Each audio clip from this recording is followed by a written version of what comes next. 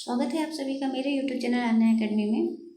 अगर आप मेरे चैनल पर नए हैं तो प्लीज़ चैनल को सब्सक्राइब कीजिए। आप सभी इस वीडियो को स्किप करके मत देखिएगा, कभी हो सकता है कि आप जो क्वेश्चन को स्किप किए और वही आपकी परीक्षा में पूछ लिया गया। किस विद्वान ने काव्य की भर्त्सना करते हुए उसे समाज से बहिष्कृत करने का दर्शन दिया है? तो प्लेटो ने काव्य की भर्त्सना करते हुए उसे समाज से बहिष्कृत करने का दर्शन दिया। काव्य में उदात्त तत्व का सिद्धांत किस पाश्चात्य आचार्य का है? तो काव्य में उदात्त तत्व का सिद्धांत लोंगिनस का है। साहित्य का उद्देश्य विरेचन किस विद्वान ने माना है? तो साहित्य का उद्देश्य विरेचन अरस्तु ने माना है। पेरिपोएटिकेस किसकी रचना है? तो पेरिपोएटिकेस यह अरस्तु की रचना है। अरस्तु ने नाटक के कितने तत्व माने हैं? तो अरस्तु ने कुल नाटक के 6 तत्व माने हैं।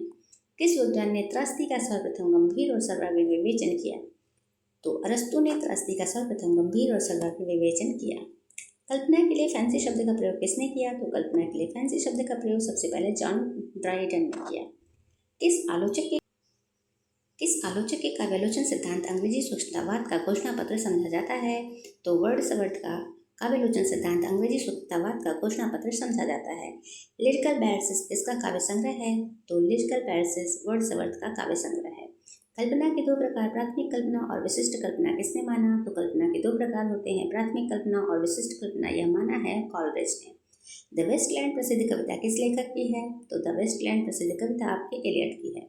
परंपरा का सिद्धांत तथा कला और निवर्तिका का सिद्धांत किस आलोचक ने दिया है? तो परंपरा का सिद्धांत तथा कला निवर्तिका का सिद्धांत एलियट ने दिया है। इसमें से विसंगत अनुक्रम को छांटना है, जो कि है कोल्यानंद अभिनवगुप्त। अरस्तु का काव्यालोचन ग्रंथ इसमें से कौन सा है? तो अरस्तु का काव्यालोचन ग्रंथ है पेरिपोएटिकेस। प्लेटो का समय माना जाता है 427 ईस्वी पूर्व से लेकर 357 ईस्वी पूर्व तक। प्लेटो के संपूर्ण चिंतन का मुख्य उद्देश्य क्या है? तो प्लेटो के संपूर्ण चिंतन का मुख्य उद्देश्य है आदर्श राज्य का निर्माण। प्लेटो की रचना इसमें से कौन सी नहीं है? तो प्लेटो की रचना इसमें से पेरिपोएटिकेस नहीं है, यह रचना अरस्तु की है। प्लेटो के गुरु का नाम क्या था? तो प्लेटो के गुरु का नाम था सुकरात। अरस्तु का जन्म स्थान कौन सा है? तो अरस्तु का जन्म स्थान है स्थिगिरा नगर।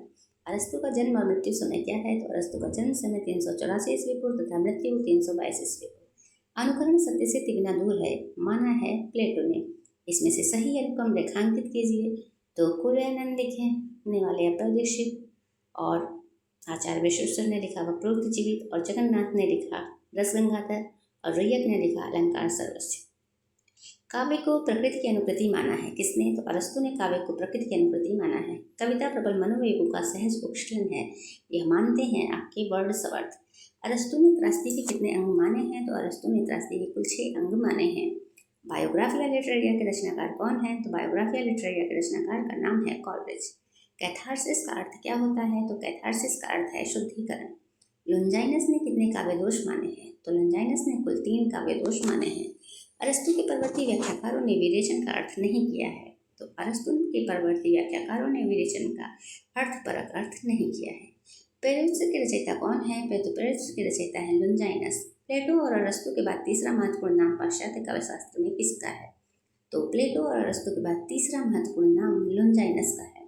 लोंजाइनस ने उदांत के कितने स्रोत माने हैं? तो लोंजाइनस ने उदांत के कुल 5 स्रोत माने हैं। विरेचन सिद्धांत के प्रवर्तक कौन है? तो विरेचन सिद्धांत के प्रवर्तक का नाम है अरस्तु। लोंजाइनस के अनुसार काव्य दोष इसमें से नहीं है। तो लोंजाइनस के अनुसार जो काव्य दोष नहीं है वो है अभिजात पद रचना। त्रासदी का अंग इसमें से कौन सा नहीं है? तो त्रासदी का अंग मंगलाचरण नहीं है। लिरिकल बैलेट्स के रचनाकार कौन है? तो लिरिकल बैलेट्स के रचनाकार हैं एलियट। कल्पना मानव मस्तिष्क की बिंब विधायनी शक्ति है, ऐसा कौन मानता है? तो कल्पना मानव मस्तिष्क की बिंब विधायनी शक्ति है, यह मानते हैं कॉलरिज। चित्रकार अथवा किसी के अन्य कलाकार की तरह भी कभी भी अनु करता है, यह कथन है अरस्तु। आम आदमी की भाषा अथवा